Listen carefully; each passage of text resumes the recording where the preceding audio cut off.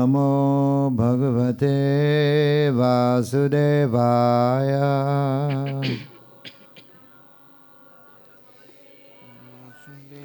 नारायणं नमस्कृत्य नरं चैव नरोत्तमं दैवीं सरस्वतीं व्यासं ततो जयमुदीरयेत्। नष्टप्रेष्य भद्रेषु नित्यं भागवत सेवया भगवतीरुत्तमश्लोके भक्तिर्भवति नैष्ठिके।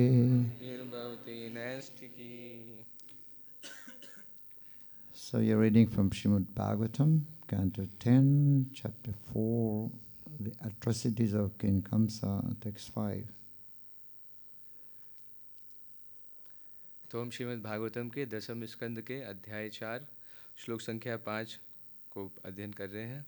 राजा कंस के अत्याचार नामक अध्याय। बहवः हिंसितः व्रतः शिशावः पावका उपामः त्वया दैवनिसृष्टेन पुत्रिका एका प्रदीयताम्। बहवो हिंसिता व्रतः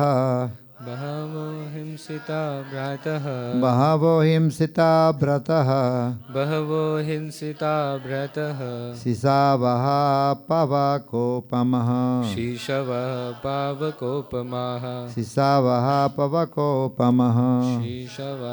पवकोपमः त्वया दैवनिसृष्टेन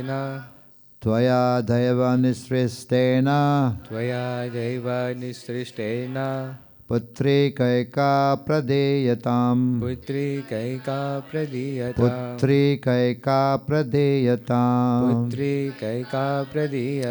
बहवो हिंसिता व्रतः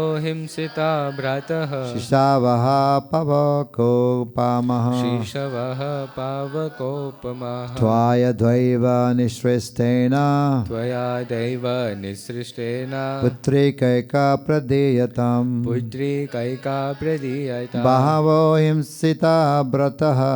बहवो हिंसिता व्रतः शिशावः पवकोपमः त्वया दैवनिसृष्टेन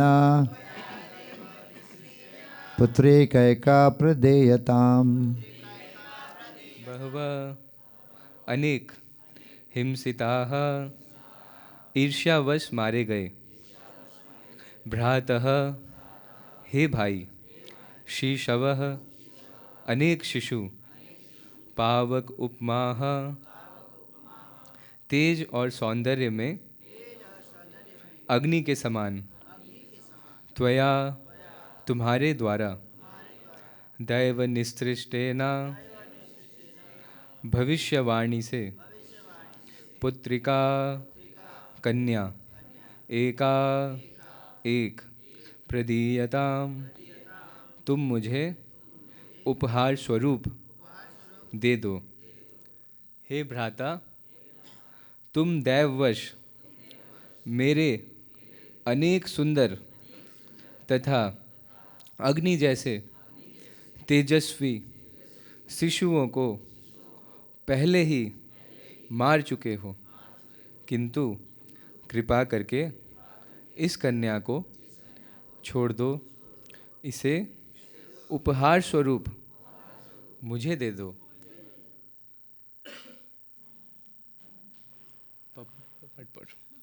तात्पर्य श्रील प्रभुपाद की जय। यहाँ हम यह देखते हैं कि देवकी ने सर्वप्रथम कंस का ध्यान उसके क्रूर कर्मों, उसके द्वारा अपने अनेक पुत्रों के किए गए वध की ओर दिलाया। इसके बाद वे उससे यह कहकर समझौता करना चाहती थी कि उसने जो भी किया वह उसका दोष ना था, अपितु विधाता का रचा था। इसके बाद उन्होंने उससे याचना की कि वह उन्हें इस पुत्री को उपहार के रूप में देते। देवकी क्षत्रिय की पुत्री थी, अतएव राजनैतिक दाव पेच जानती थी। राजनीति में सफलता प्राप्त करने की अनेक विधियां हैं, दम, साम तथा दान। कंस की क्रूरता द्वारा मारे गए अपने पुत्रों के लिए उस पर सीधा आक्षेप करने की दम नीति का देवकी ने पहले आश्रय लिया, किंतु इसके बाद यह कहकर समझौता कर लिया कि यह उसका दोष नहीं था, और उसी के बाद उन्होंने उससे एक वर मांगा। महाभारत के इतिहास में हमें पता चलता है कि क्षत्रियों अर्थात शासकों की पत्नियां तथा पुत्रियां राजनीतिक दाव पेच जानती थी, किंतु हम यह भी जानते हैं कि किसी भी स्त्री को मुख्य शासक का पद प्रदान नहीं किया गया। यह मनु संहिता के आदेश के अनुसार है, किंतु दुर्भाग्य की बात यह है कि मनु संहिता का भी अब उपहास किया जा रहा है और वैदिक समाज के सदस्य आर्य लोग कुछ भी नहीं कर सकते। कलयुग की ऐसी स्थिति है, विधि के विधान बिना कुछ भी नहीं हो सकता।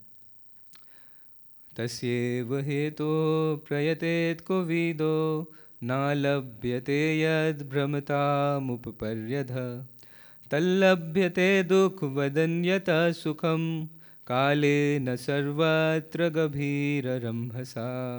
श्रीमद् भागवतम प्रथम स्कंद 5वां अध्याय 18वां श्लोक।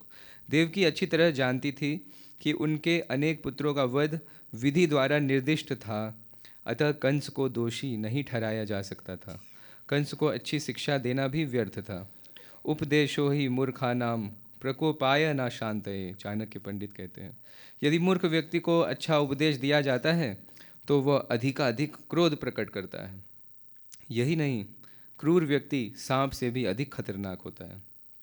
सांप तथा क्रूर व्यक्ति दोनों ही क्रूर होते हैं, किंतु क्रूर व्यक्ति अधिक खतरनाक होता है, क्योंकि सर्प को तो मंत्रों या औषधियों से नियंत्रित किया जा सकता है, किंतु क्रूर व्यक्ति का दमन किसी प्रकार नहीं किया जा सकता। कंस का स्वभाव ऐसा ही था। ओ अज्ञानहं तिमिरन्धस्य ज्ञानञ्जनशलाकया चक्षुरुन्मीलितं येन तस्मै श्रीगुरवे नमः।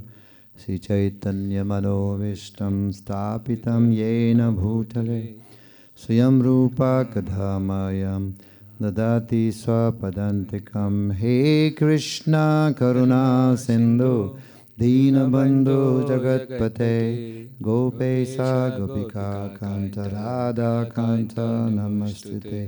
तप्त काञ्चन गौरङ्गी राधे वृन्दावनेश्वरे वृषभानुसुते देवी प्रणमामि हरिप्रिये।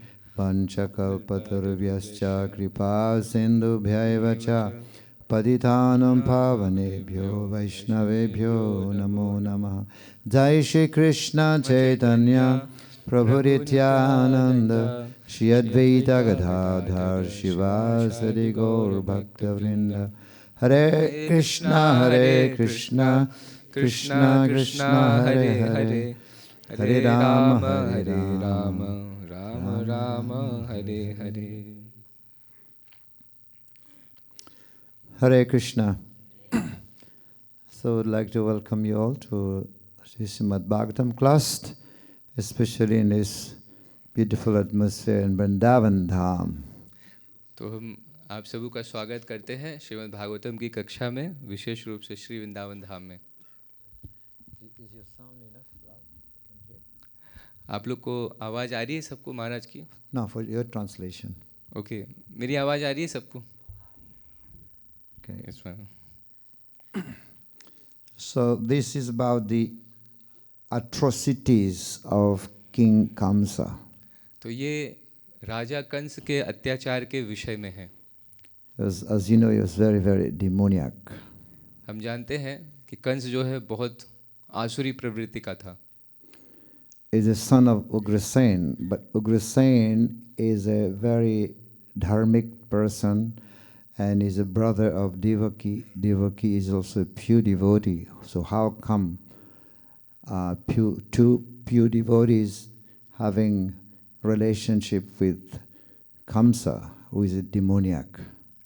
तो कंस का के जो पिता थे वो महाराज उग्रसेन थे, जो भक्त थे, और उनकी माता देवकी, तो ये दोनों His brother, शुद्ध Devaki. भक्त थे। हाँ, उनकी Devaki is a बहन brother. देवकी, So उनकी sister. बहन। Yeah. तो ये दोनों शुद्ध भक्त थे। तो ये कैसे संभव हुआ कि इन दोनों शुद्ध भक्तों के साथ रिश्ता होने के बाद भी ये कंस इतना बड़ा असुर उत्पन्न हुआ? Kans, in fact, was not the son of Ugrasen. Kans वास्तव में महाराज उग्रसेन का पुत्र नहीं था। It was the wife of Ugrasen, Padmavati. She was playing on the top of the roof, and there was one demon who was flying in the sky called Drumila. And seeing Padmavati, he became very attracted. And then by his mystic power, he took the form of Ugrasen and united with Padmavati.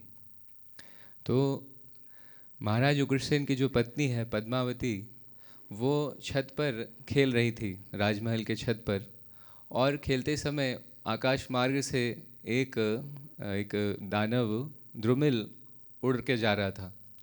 तो उन्होंने जब पद्मावती की सुंदरता को देखा तो वो मुग्ध हो गए और उन्होंने महाराज उग्रसेन का रूप धारण किया और फिर पद्मावती के साथ संग किया। And as a result, this cruel Kansa was born. और इस कारण जो है एक असुर कंस का जन्म हुआ। So all you know that story of how during the wedding ceremony of Devaki, Kansa was driving the chariot, and Vasudeva told Kansa, "What are you doing? This is not good. You're prince. You're not supposed to be driving a chariot, because driver is a low class work. So don't do that. What people are going to tell you? Please come, sit with me." तो जब देवकी का विवाह हुआ तो कंस जो है वो उस रथ का सारथी बन गया, एक ड्राइवर बन गया। इसे देखकर वसुदेव ने कहा कि कंस, लोग क्या कहेंगे, तुम सारथी बने हो, मेरे साथ आकर बैठो। And Kans said, "No, I am going to drive this." Because why? Because he loved his sister so much. And he told the driver, "You go back in the dicky." And he just took the rope. तो कंस ने कहा कि ये मेरी प्यारी बहन है और इसके रथ को मैं ही चलाऊंगा। और जो रथ का पहले जो सारथी था वास्तविक, उसको उन्होंने कहा, पीछे चले जाओ डिक्की में। You see, materialistic people, demoniac people, they love their family members so much. So much love they have. But if the members of the family will create some obstacle in their life, and they are ready to kill them. तो हम देखते हैं कि भौतिकतावादी लोग वो अपने परिवार के सदस्यों से बहुत प्रेम करते हैं, किंतु यदि उनके मार्ग में उनके ही परिवार के सदस्य जिनसे वो इतना प्रेम करते हैं, यदि वो बाधा उत्पन्न करे तो वो उनको मारने के लिए भी फिर तैयार हो जाते हैं। They can do anything. It is the case of Kamsa. Ready to kill, sword was ready to kill. तो कंस के साथ भी ऐसा ही है। कंस अपने तलवार को निकालकर बिल्कुल तत्पर है अपनी बहन को मार देने के लिए। After hearing the Akasvani, if somebody may ask a question, why would the Akasvani came just right during the wedding time? It could have come earlier or after, but why the Akasvani came just at the time when he was driving the chariot? कोई ये प्रश्न कर सकता है कि जब कंस रथ को चला रहा था उसी समय यह आकाशवाणी क्यों हुई आखिर? This Akasvani, what is Akasvani? These are the voice of the devatas, right? Akashvani क्या है? ये देवताओं का स्वर है, देवता बोलते हैं। So the demigod, they were also afraid of Kans, and then they just made this Akasvani. Why? Because now Kansa, who is the demoniac, is serving Devaki, and Devaki is a pure devotee. So by serving Devaki, he is going to become stronger, right? He will become more powerful, and that will be dangerous for the demigods. तो क्यों ऐसा हुआ?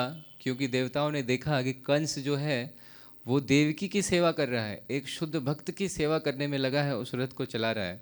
तो इसलिए देवी देवताओं ने आकाशवाणी उसी समय कर दी। And as a result, Kans is ready to kill Devaki, so it's creating some offenses. This is how he's going to be killed, by offending a pure devotee. तो आकाशवाणी का परिणाम यह हुआ कि कंस अब देवकी को मारने के लिए तैयार हो गया तलवार निकालकर, और ये एक भक्त के प्रति महान अपराध है और इसके कारण वो आगे मारा जाएगा। And Vasudeva has tried all means to stop him. Philosophy, jnana, knowledge, all types. But still the sword of Kamsa was still in the air, ready to kill, still like that. Vasudev जो है वो पूरा प्रयास कर रहे थे, दर्शन से, ज्ञान से, हर प्रकार से वो पूरा प्रयास कर रहे थे कि कंस जो है देवकी का हत्या ना करे, किंतु कंस का तलवार जो का त्यों वैसे ही खड़ा था। But as soon as Vasudeva is showing his character, what actually one may be knowledgeable, but this doesn't count. What more important is one's character. If one having good character, he can transform the lives of many people. If character is not good, despite having so much knowledge, that will not work. किसी के पास ज्ञान हो सकता है पर चरित्र का महत्व बहुत अधिक है। तो कोई बहुत ज्ञानी हो सकता है, लेकिन यदि उसका चरित्र अच्छा नहीं है तो उस ज्ञान का कोई महत्व नहीं है। So when Vasudeva is showing his character, he said that, okay, whatever the child will be taking birth, I am going to come and give it to you, and you can kill the child. And then Kans putting down his sword. तो वसुदेव ने कहा कंस से कि मैं जो है जो भी बच्चा जन्म लेगा उसे मैं तुम्हें सौंप दूंगा और तुम उस बच्चे को मार सकते हो। तो यह वासुदेव ने प्रतिज्ञा दिया कंस को। And Kans knew that Vasudeva is a man of words. Pranjaya par vachana jaya. He's a man of words. So this is good character. Now he understood, okay, I believe you. तो कंस जो है वो जानता था वसुदेव के चरित्र के बारे में कि वसुदेव प्राण त्याग सकते हैं किंतु अपने वचन से मुकर नहीं सकते। इसलिए कंस ने जब ये वचन वासुदेव के मुख से सुना तो वो मान लिया। When Ugrasen heard about this, that Kans was about to kill his sister, Ugrasen became very upset. जब महाराज उग्रसेन ने यह घटना सुनी कि कंस देवकी को मारने के लिए उद्धृत था, तो महाराज उग्रसेन बहुत दुखी हुए। And did not speak to Ugrasen for a year because of his atrocity. और 1 वर्ष तक दोनों के बीच बात नहीं हुई कंस के अत्याचारों के कारण। Kans did not have any interest in learning, studying, nothing. He was very powerful. He was born, he was very, very powerful person. Kans के अध्ययन में, शास्त्र अध्ययन आदि में कोई भी रुचि नहीं थी, किंतु वो बहुत शक्तिशाली व्यक्ति था। And his father kept him as the commander-in-chief of the army. और महाराज उग्रसेन ने उसे अपनी सेना का नायक नियुक्त कर रखा था। And because of his demoniac mentality, what he was doing, because he was the chief of the army, sometime what he was doing, he was just killing some of the men of Ugrasen and putting his own people into the army, demoniac friends, put them into the army. तो कंस चूंकि सेनापति था तो अपने शक्ति के प्रयोग से वो अपने व्यक्तियों को जो आसुरी थे उसके जैसे ही थे उसे महाराज उग्रसेन की सेना में मिलाता जा रहा था. So, and then when the first child was born, because Vasudeva had promised, he kept his word, so he brought the child to give it to Kamsa to be killed. जब प्रथम संतान का जन्म हुआ तो वसुदेव ने अपने वचन अनुसार कंस को वह पुत्र सौंप दिया. And at that moment, Kansa's heart has a little bit changed. No, not this child. I'm looking for the eighth child. This is my enemy. I'm going to kill the eighth child, not the first one. But Vasudeva did not believe him. Vasudeva doesn't have any faith in his words. And Vasudeva knew that this demoniac is going to change his mind very soon. Vasudeva was not kind of happy, okay, he's returning the child. He was not happy. He knew that this demoniac, he will change his mind anytime. तो वसुदेव जब अपने प्रथम पुत्र को कंस के पास लेकर आए तो कंस ने पहले मना किया कि नहीं, मैं प्रथम पुत्र को मैं क्या करूँगा, मुझे तो 8वें पुत्र की हत्या करनी है. लेकिन वसुदेव कंस के बात से सहमत नहीं थे. वो जानते थे कि ये आसुरी प्रवृत्ति का है और ये कभी भी अपने मन को बदल सकता है. No faith. कोई विश्वास नहीं. So then Vasudeva took the baby. He was going back to his quarter. Vasudev उस बच्चे को लेकर अपने क्वार्टर की ओर, घर की ओर जा रहे थे. Narad Muni appeared. Narayana. I say, hey, Kans, what are you doing? You're supposed to be killing the child. Why did you return the child? He said, no, I'm looking for the eighth one. And Krishna said, if you count your finger, Narad Muni, 1, 2, 3, 4, 5. This is 5, you count from here, this becomes 5. The first one can come 8, the 8th one can come first. तो जब वसुदेव लेकर जा रहे थे तभी नारद मुनि नारायण प्रकट हुए और उन्होंने कहा, हे कंस, तुम ये क्या कर रहे हो? तो कंस कहते हैं कि ये तो प्रथम पुत्र है, मुझे तो 8वें से मतलब है. तो नारद मुनि कहते हैं, अगर तुम अपनी उंगलियों को गिनती करो तो 1, 2, 3, 4, 5, लेकिन अगर इधर से गिनो तो 1, 2, 3, 4, 5, तो ये 5 हो जाता है, एक जो पहले था. इसी प्रकार पहला 8वां हो जाता है और 8वां पहला. And this is Vishnu. He's very intelligent. Vishnu, he bewildered who? Defeated Bali Maharaj, right? So this is Vishnu. Be careful. Narad मुनि ने कहा, और ये विष्णु हैं, ये बहुत बुद्धिमान हैं, आपको ध्यान रखना चाहिए, क्योंकि इन्होंने बलि महाराज को भी जो है मूर्ख बनाया था.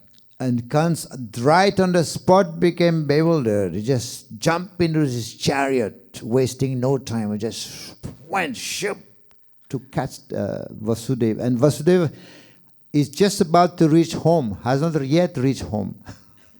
तो Kans Right? He's handing over the baby to Devaki. Kans came and just snatched that baby. Kans जो है वो यह सुनते ही नारद मुनि की बात पागल हो गया और दौड़ता कूदता हुआ उसने रथ के ऊपर सवारी की और रथ से निकलकर सीधा वसुदेव के पास पहुंचा. अभी वसुदेव देवकी के हाथ में वो बच्चा दे ही रहे थे कि उसने उस बच्चे को छीन लिया. And smashing that baby with the wall, bang in front of so many people were there. और उस बच्चे को बार बार कंस ने मार दिया बहुत सारे व्यक्तियों के सामने. And then when Ugrasen heard about it, became very upset. और जब उग्रसेन जी ने यह घटना सुनी तो वो और अधिक दुखी हो गए. And he sent a message, sending a message to Kans, to tell Kans that Kans is under arrest. So the messenger came and told Kamsa that you're under arrest. And when Kans heard about it, he he was laughing. Ha ha ha ha ha. Go and tell my father he's under arrest. तो जब महाराज उग्रसेन अत्यंत दुखी हुए तो महाराज उग्रसेन ने एक संदेशवाहक को भेजा कंस के पास, और ये संदेशवाहक कंस के पास पहुंचकर उसने कहा कि महाराज उग्रसेन का आदेश है कि आप जो है अंडर अरेस्ट, आपको गिरफ्तार किया जाएगा। तो कंस हंसते हुए हा हा हा, हंसता हुआ कंस कहता है कि जाकर कह दो उग्रसेन से कि वो गिरफ्तार होगा। And why he was laughing? Because he has made his army stronger than the army of Ugrasen. He had been killing some of Ugrasen's people. He has put his own demoniac army. This is how he has become very strong. And he had made a coup. You know, say coup? Took over the government. तो कंस ऐसा क्यों हंस रहा था? क्योंकि उसने पहले से ही उग्रसेन महाराज की सेना में अपने व्यक्तियों को डाल दिया था, और इस प्रकार वो बहुत शक्तिशाली हो गया था, इसलिए वो इस प्रकार से हंस रहा था। उसने राजनीति की थी। And they were fighting between the army of Kansa and Ugrasen. This is how Kamsa was able to defeat the people of Ugrasen and arrested Ugrasen and put him in jail. तो इस प्रकार से महाराज उग्रसेन के सेना में ही आपस में युद्ध हो रहा था, और इस तरह से कंस ने उग्रसेन जी को गिरफ्तार कर लिया और उनको जेल के अंदर डाल दिया। So the very first person that were in jail was Vasudeva and Devaki. In next room there was also now Kansa, Ugrasen. तो पहले से ही वसुदेव और देवकी जेल में थे, और अब तीसरा व्यक्ति स्वयं महाराज उग्रसेन जेल में आ गए। The jailkeeper was shocked. The jailkeeper was shocked because Ugrasen was a pure devotee, that when he was ruling, there was not even a single prisoner in that jail. जो जेलर था वो बहुत आश्चर्यचकित था, हतप्रभ था, क्योंकि महाराज उग्रसेन एक शुद्ध भक्त थे और उनके राज्य में एक भी कैदी नहीं था। Just like during Ramachandra also. There was no prisoners, no death, no sickness. When the king is pure, Raja Rishi, there is no death, no prisoners, no sickness, you know. ऐसा ही भगवान श्री रामचंद्र के राज्य में भी था। उस समय भी कोई भी जेल में कैदी, एक भी कैदी नहीं हुआ करता था, मृत्यु नहीं होती थी, बीमारी नहीं होती थी। But here the jailkeeper is shocked. The very first person who became in the jail was Devaki and Vasudev, and second person is the king himself in the jail. तो जेलर बहुत आश्चर्यचकित था ये देखकर कि पहली बार कोई जेल में आया है और वो वसुदेव और देवकी हैं, और दूसरी बार स्वयं महाराज उग्रसेन जेल में आ गए हैं। And Kansa, he has chained the jailkeeper also, putting his own man. Kans ने जेलर को भी बदल दिया और अपनी व्यक्ति को वहाँ नियुक्त कर दिया था। And in the prison, Devaki, Vasudeva, they were praying. They were praying to the Lord. Oh my Lord, please protect our son. They were praying like that to protect their son, Krishna. Jail में देवकी और वसुदेव भगवान से प्रार्थना कर रहे थे, हे भगवान आप हमारे पुत्र की रक्षा कीजिए। And Ugrasen was also praying. Next room, he was also praying. What was his prayer? Oh my Lord, kill that demoniac son that I have. Kill him when he's going to die. बगल के कमरे में jail के महाराज उग्रसेन भी प्रार्थना कर रहे थे कि हे भगवान आप मेरे पुत्र को मार दीजिए जो इतना आसुरी है। I know I'm in the jail already. So what to do? But I'm sorry what I'm sorry for. What I regret. It is me who has given birth to this demoniac child. मैं तो पहले से ही jail में हूँ, मैं तो कुछ नहीं कर सकता हे भगवान, लेकिन मुझे पहले इसे खत्म करना चाहिए था, जिसके कारण से यह आसुर आज इतना उत्पात मचा रहा है। I'm saying that I feel regretted because it's me who is the cause of his birth. I have put him in this world, so it's my fault. तो महाराज उग्रसेन कह रहे हैं ये मेरी गलती है, उनको गहरा पश्चाताप हो रहा है कि मेरे कारण ही जो कंस जो है आज इतना अत्याचार कर रहा है। And now he has already killed all the 6 children of Devaki. 6 बच्चों को अब तक कंस मार चुका था। Now these 6 children, the Acharya explained, they are also representing the 6 dosha, 6 faults of the mind: Kam, Krodha, Lobha, Moha, Mad and Matsarya. आचार्य बताते हैं कि ये जो 6 बच्चे ये 6 अनर्थों को दिखाते हैं: काम, क्रोध, मद, मोह, लोभ और मत्सर्य को। And previously they were the sons of Marichi. और पहले ये मरीचि के पुत्र थे। So Brahmaji became influenced, agitated by the seeing his daughter, and his mind got agitated by lust, wanted to enjoy.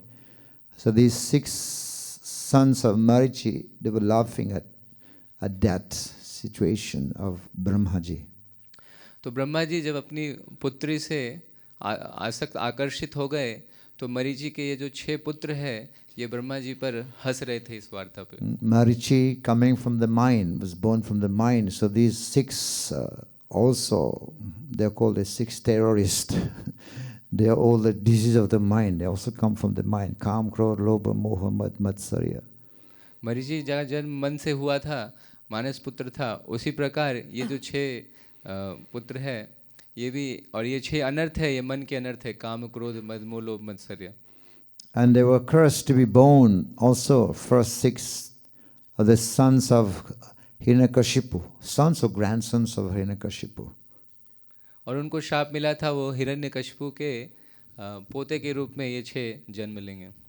And then after that they became the sons of Devaki. और उसके बाद ये अगली बार देवकी के पुत्रों के रूप में फिर से प्रकट हुए।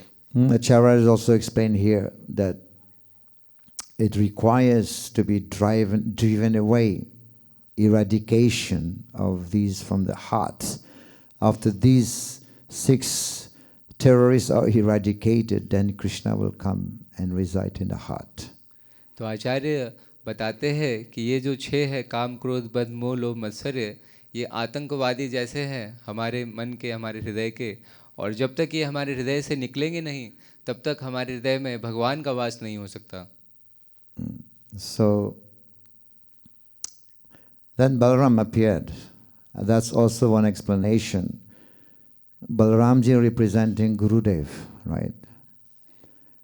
So Krishna is carrying the flute. Balaramji is carrying the plow. These 2 instruments, they don't match, right? If we say pen and paper, it matches. Cups and plate, it matches. Table and chair, they match. But here is 2 completely different instruments: the flute and the plow. They don't match really. फिर बलराम जी का प्राकट्य हुआ, और बलराम जी हम जानते हैं वो हल के साथ प्रकट होते हैं। तो आचार्य बताते हैं कि भगवान कृष्ण मुरली के साथ प्रकट हुए हैं और बलराम जी हल के साथ, लेकिन इसमें कोई सामंजस्य नहीं है। जिस प्रकार कागज़ और कलम में सामंजस्य होता है, कुर्सी और मेज में सामंजस्य होता है, किंतु हल और बांसुरी में कोई सामंजस्य नहीं है। वंदे Shri Krishna Chaitanya Nityanand सहोदितो. They have appeared at the same time. Godadaye, Puspavanto, Chitrasanda, Tamonudo, to drive away ignorance. They have appeared at the same time. Krishna sometimes comes like the sun, or Nityananda comes like the sun, or Chaitanya Mahaprabhu also like the moon, or Nityananda sometimes like the moon. तो चैतन्य महाप्रभु चंद्रमा की भांति प्रकट होते हैं और भगवान कई बार एक साथ प्रकट होते हैं। But this time both sun and the moon, they have come together at the same time. तो कई बार भगवान अलग अलग होकर प्रकट होते हैं, लेकिन इस समय सूर्य और चंद्र दोनों एक साथ प्रकट हुए हैं। So Krishna and Balaram. Krishna Balram. So what is the meaning of the plow? Acharya has explained that sometimes our heart becomes like very, very dry, like when there is drought, the soil become very, very strongly dry, and it's very, very difficult to plow. Right? So that requires power. It requires the power, the mercy of Guru. This is why Balaram comes. The seventh was Balaramji to make the soil become soft, and also to drive, to take away the bad weeds, and then they can grow. And then Krishna is playing the flute, and then the sound on the flute will be able to enter the heart. तो कभी कभी हमारे जो हृदय है वो बहुत शुष्क हो जाता है। जिस प्रकार मृदा मिट्टी होती है, जब वो बहुत सूख जाती है तो बहुत कड़ी हो जाती है, उसके ऊपर खेती नहीं की जा सकती। तो इसलिए बलराम जी हल के साथ प्रकट होते हैं, क्योंकि हल के माध्यम से वो हमारे सूखे हुए हृदय को, एक ऐसा मिट्टी जिसको जोता नहीं जा सकता, तो उस हृदय को जोतते हैं, और जो खरपतवार भी उगते हैं उनका भी नष्ट करते हैं। And the heart is full of impurities. Is Kam, Krodh, Lobha, Moha, Mad. And these are big brothers, small brothers. Big brothers is Kama. तो हृदय में ये जो अनर्थ होते हैं, काम, क्रोध, मद, मोह, लोभ, मत्सर्य, इस पे जो काम है वो सबसे बड़ा भाई है, और बाकी उसके छोटे भाई है। So Marichi representing the mind, Devaki representing the bhakti, yes, because Krishna is about to be born from Devaki. So Devaki, and Kansa representing the material fear, fearfulness. So Devaki became fearful of Kansa. That's why she is very fearful here right now. So it is explained, Acharya explained that when one becomes fearful of material nature, of Maya, we should be fearful of Maya. Why not? And then bhakti will rise. तो मरी जी मन को दिखाते हैं, और देवकी भक्ति को सूचित करती है, दर्शाती है, और कंस भौतिक जगत माया को दर्शाते हैं। तो जो मन है हमारा वो माया में लगा होता है, और देवकी यहाँ पर डर रही है बहुत कंस से, तो हमें माया से निश्चित रूप से डरना चाहिए। So Prabhupada once said, devotees are not, my devotees disciples are not fearful of Maya. They are not afraid of Maya. So, and they don't read my books. So the Acharya has explained that when one becomes fearful of the material nature, and then with that mood slowly, then bhakti will rise. तो प्रभुपाद एक बार कहे थे कि मेरे शिष्य जो है वो माया से नहीं डरते हैं, ये प्रभुपाद ने कहा था। और आचार्य समझाते हैं कि जब हम माया से डरते हैं तो फिर धीरे धीरे भक्ति का उदय हमारे हृदय में होता है। So yes, even Prahlad Maharaj mentioned, when they were telling Prahlad Maharaj, you go and pacify Nrsingadev, because demigod they could not do it. You go and pacify Nrsingadev. And he went to Lord Nrsingadev to pacify him. But he said, when he was going, he said something very interesting. He said, I'm not afraid of Lord's anger. I'm not afraid of his sharp teeth. I'm not afraid of his frowning eyes. I'm not afraid of the intestine full of blood. But what I am afraid of is the situation in the family in which I have taken birth. This I'm afraid. Narsingh Dev के लीला में हम देखते हैं, प्रहलाद महाराज जब नरसिंह देव की ओर जाते हैं तो प्रहलाद महाराज कहते हैं कि मैं भगवान नरसिंह देव के भौहों से डरता नहीं हूँ, मैं उनके नुकीले कटीले दांतों को देखकर भी मुझे भय नहीं लगता, मुझे उनके भयंकर आंत जो जहाँ पे रक्त का संचार हो रहा है उससे भी मुझे डर नहीं लगता। मुझे वास्तव में अगर डर लगता है, भय लगता है, तो इससे कि मैं ऐसे घर में, ऐसी परिस्थिति में जन्म ना लूं। This is Maya, right? He's born in a demoniac family. Why is afraid of that? Demoniac family, there is no chance to come to Vrindavan. There's no chance to hear Bhagavatam class. There is no chance to chant Hare Krishna. There will be no chance to read Bhagavad Gita and associating with the devotees. Prahlad Maharaj ki. जय। तो उन्हें क्यों डर लगता है? उनको भय लग रहा है क्योंकि यदि किसी का जन्म एक असुर परिवार में होता है तो उसे बिल्कुल भी इसका अवसर नहीं मिलेगा कि वो भागवतम कक्षा में बैठ सके, वो हरि नाम जप कर सके, वो भगवत गीता पढ़ सके, भक्तों का संग कर सके। इसका कोई अवसर नहीं है वो वृंदावन में आ सके।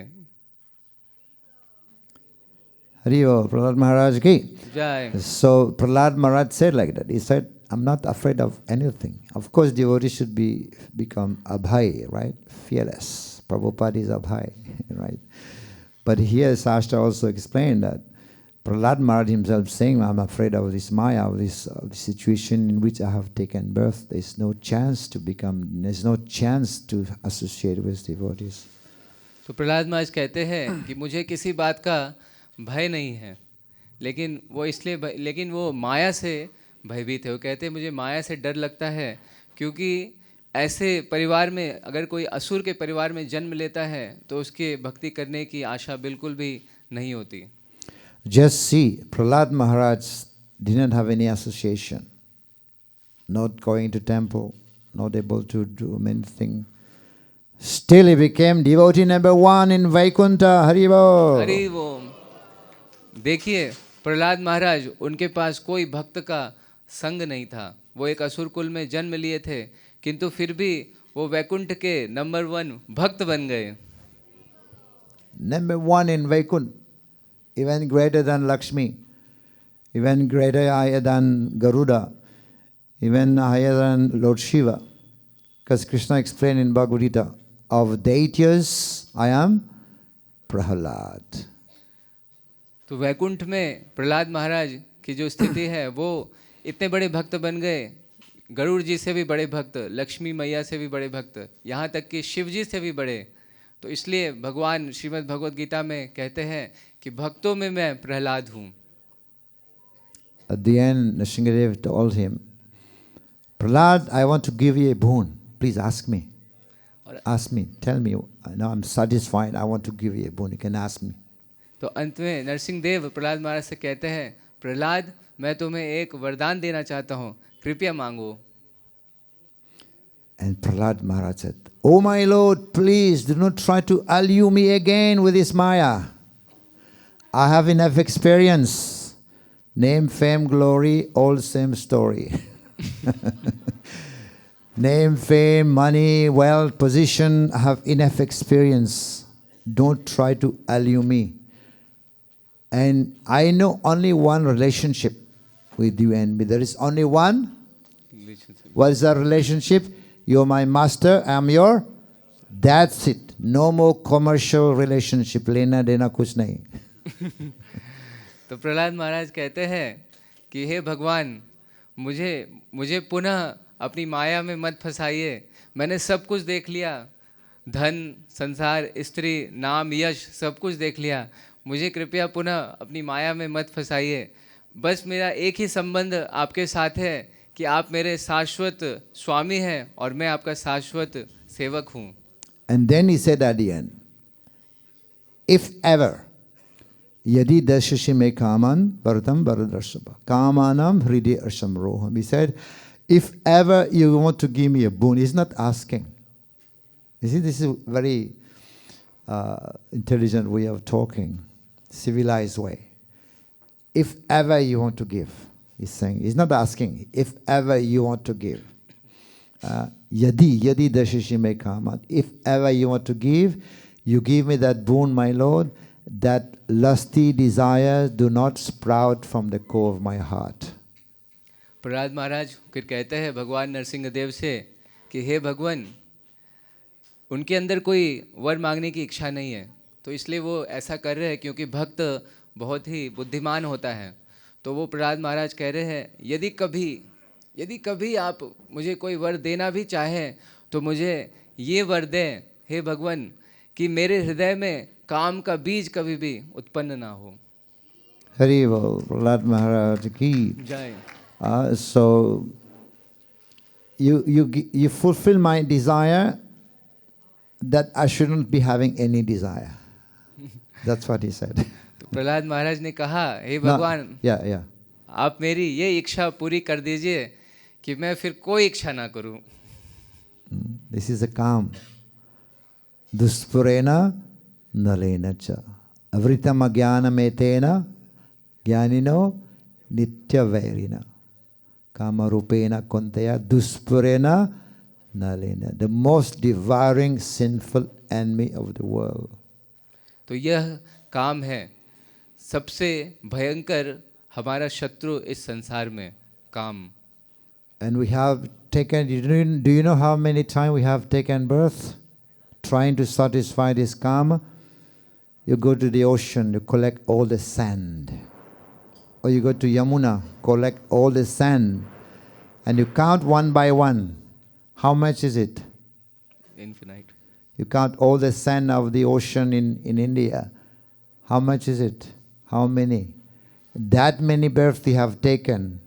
And that many times we have tried to satisfy this lusty desire, still it is not satisfied. आप जानते हैं कि हमने अपनी कामुक इच्छाओं को पूरा करने का कितना प्रयास किया है। आप समुद्र के पास जाइए और वहाँ का रेत उठाइए, या आप यमुना जी जा भी सकते हैं और वहाँ भी रेत उठा सकते हैं और उसको गिनना शुरू कीजिए। कितना आप गिन पाएंगे ये कितने हैं? तो हमने उतने अनंत जन्मों तक अपने कामुक इच्छाओं को पूरा करने के लिए अथक प्रयास किया है, किंतु तब भी वो पूरी नहीं हो पा रही। So, of course, you cannot express desires, we cannot suppress desires also. What to do? You cannot express, we cannot suppress. You can't express because duspurena knowledge never gets satiated, never gets satisfied. And you can't suppress because one day it will come out. तो हम इच्छाओं को दबा भी नहीं सकते और इच्छाओं को प्रकट भी नहीं कर सकते, क्योंकि कितनी बार हम प्रकट करें और उसको पूरा करने का प्रयास करें वो पूरी नहीं होती। और हम दबा कर रख भी नहीं सकते, क्योंकि यदि हम दबाएंगे तो वो आ जाएगा कभी ना कभी। So what do we do? हम क्या करें? Hare Krishna, Hare Krishna, Krishna Krishna, Hare Hare, Hare Ram, Ram Ram, Hare. So instead of trying to fulfill the desire or to suppress it, try to satisfy Krishna's desire. Divert it into Krishna's service. तो हम इच्छाओं को दबाने का प्रयास ना करें, बल्कि अपनी इच्छाओं को भगवान की ओर मोड़ दे, भगवान की सेवा की ओर अपनी समस्त इच्छाओं को हम मोड़ दे। Hare Krishna, Krishna Krishna, Hare Hare, Hare Ram, Srimad Bhagavatam ki, Shri Prabhupada ki. Hare Krishna, Krishna Krishna, Hare Hare, Hare Rama, Rama Rama, Hare Hare. Hare Krishna,